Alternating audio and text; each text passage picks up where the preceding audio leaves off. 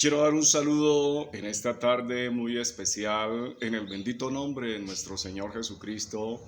A todos mis hermanos, la Iglesia del Señor, que nos reunimos en este día 10 de diciembre del año 2025, es de gran gozo, algo bastante indescriptible el poder compartir con la Iglesia del Señor y el poder hablar de la palabra bendita de nuestro Salvador.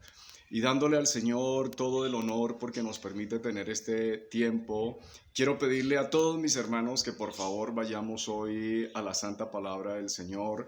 Nuevamente vamos a recordar que comenzamos a estudiar la epístola del apóstol Pablo a Filemón, una epístola de reconciliación, una epístola de perdón que nos va a enseñar a todos nosotros a dar los pasos correctos en el nombre de nuestro Señor Jesucristo. Quiero invitarle que vayamos entonces a Filemón capítulo 1 y vamos a los versículos 8 y 9. Voy a hacer esta lectura desde la Biblia Reina Valera 1960 para todos ustedes y lo hago en la dirección de nuestro buen Dios y Padre. Y dice, por lo cual, aunque tengo mucha libertad en Cristo para mandarte lo que conviene, más bien te ruego por amor, siendo como soy Pablo, ya anciano y ahora además prisionero de Jesucristo. Amén. Encomendamos este tiempo en las benditas manos del Señor, encomendamos esta exposición y también el corazón de cada uno de nosotros, los que vamos a ir a oír esta palabra, lo encomendamos en las manos del Señor. Ya previamente habiendo orado para que el Dios de toda gracia nos guíe por el Espíritu Santo a comprender la palabra y a poderla exponer en este momento con toda la fidelidad como debe ser expuesta la bendita palabra del Señor. Para usted, mi hermano, que está siguiendo conmigo esta serie de estudios, hoy estamos en la lección número 5 de este estudio. Para hoy vamos a darle un título a este sermón y como está acá en el título de la Reina Valera es Pablo intercede por Onésimo. Y esto nos va a dejar ver a nosotros algo muy importante y es cómo deben ser las acciones del que perdona. Onésimo debe dar un paso grande al perdón y tiene que tener todo tipo de acciones correctas en Cristo para perdonar. Esto nos va diciendo a nosotros la iglesia cómo debemos ser nosotros para cumplir así la ley de Cristo de perdonar. Quiero hacer una introducción a estos dos versículos y es que el libro de Filemón tiene el poder de destruir las estructuras sociales más potentes de su tiempo, como lo era el sistema de esclavitud. Vamos nuevamente a entender que para ese momento en el que se da toda esta situación, más o menos la tercera parte del mundo de ese entonces eran esclavos. Era algo que era admitido socialmente, que hubiera la esclavitud. La diferencia era cómo era visto un esclavo. No eran vistos como seres humanos, sino eran vistos como máquinas. Eran sencillamente una mercancía más que otra persona podía usar y explotar a su gusto por cuanto era su amo. El apóstol Pablo no solo habla de perdón, sino que cuestiona desde la enseñanza de Cristo el sistema de esclavitud que dominaba al imperio romano a través de la vida de un esclavo fugitivo cuya vida no volvería a ser la misma porque encontró la libertad en Cristo. Aquí vamos a encontrar que el esclavo Onésimo, con quien se va a dar todo este episodio, nos va a dejar una enseñanza también grande de lo que es encontrar la libertad en Cristo. Un hombre que nació siendo esclavo, un hombre que toda su vida ha sido esclavo y no conoce otra estructura de vida más que la esclavitud. Pero ahora conoce al Señor Jesucristo. Huyó, como lo hacían muchos, tal vez buscando la libertad de quitarse un amo terrenal de encima. Pero en este momento él encuentra la libertad más gloriosa, que es la libertad que se encuentra en el Señor Jesucristo. Aquel que encuentra a Cristo es verdaderamente libre. Además, en el corazón de Filemón había algo mucho más profundo que sus bienes materiales y era su fe. El papel de Pablo como mediador nos enseña también a ser pacificadores.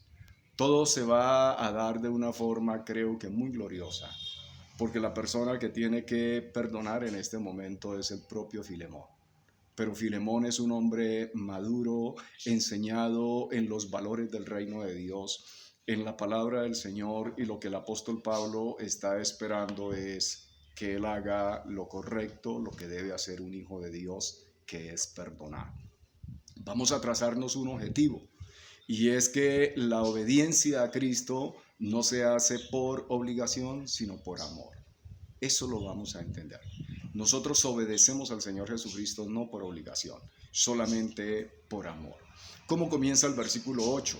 Dice, por lo cual, aunque tengo mucha libertad en Cristo, está hablando el apóstol Pablo, y Pablo se estaba refiriendo a su autoridad apostólica. Vamos a mirar algunos pasajes de la Escritura.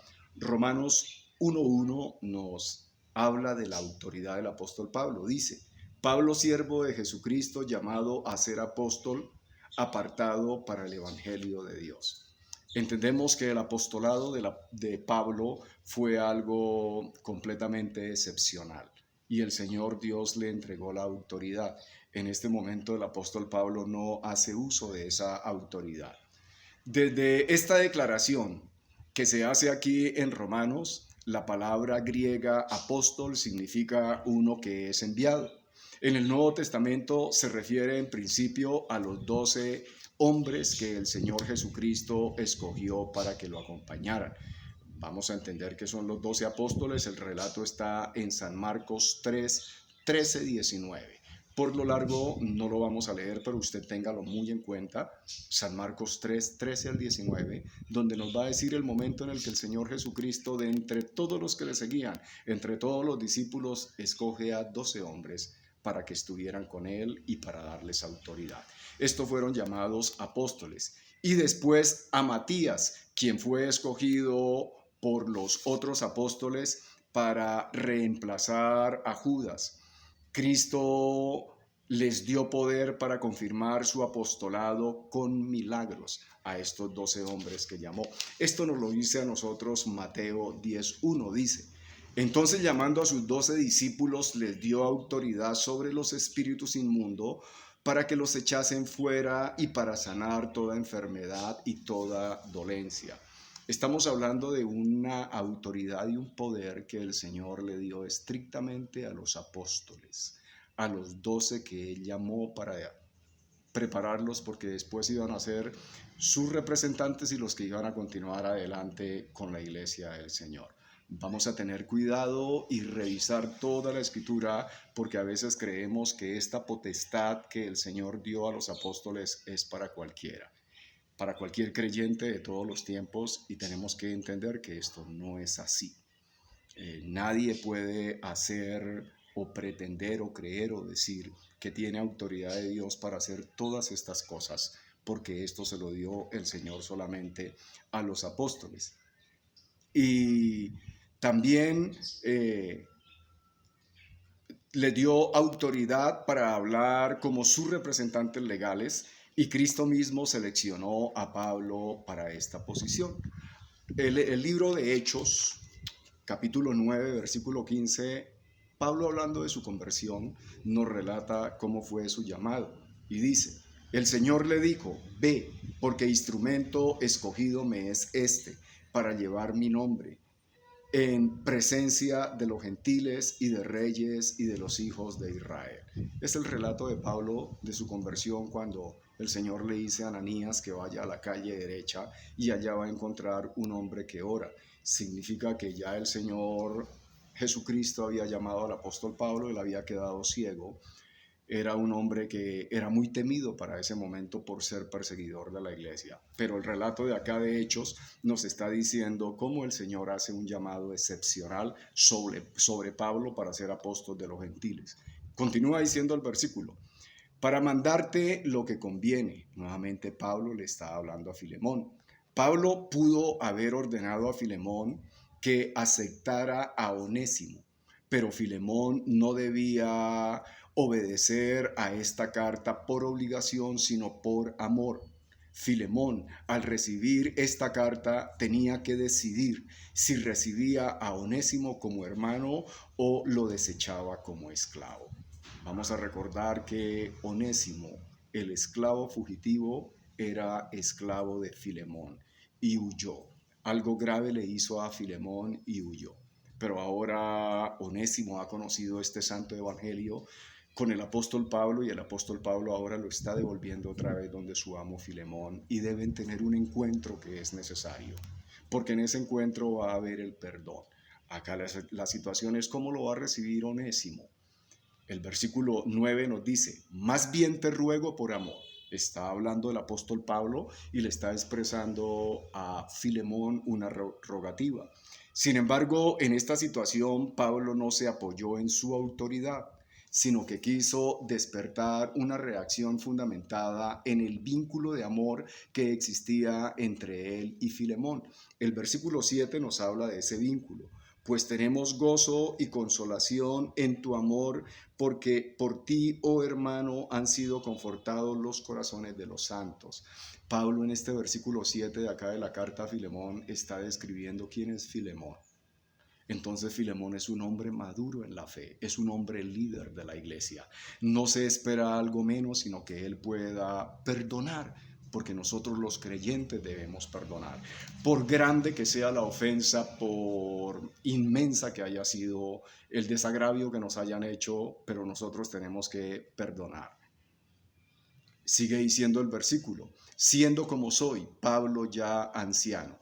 Esto más que una referencia cronológica de su edad, que en ese momento estaba alrededor de los 60 años, esta descripción alude al paso de los años, de persecución, enfermedades, prisiones, viajes nefastos y preocupación constante por las iglesias, ya que se reflejaba en la condición física y emocional del apóstol, lo cual le hace parecer más viejo de lo que en realidad era.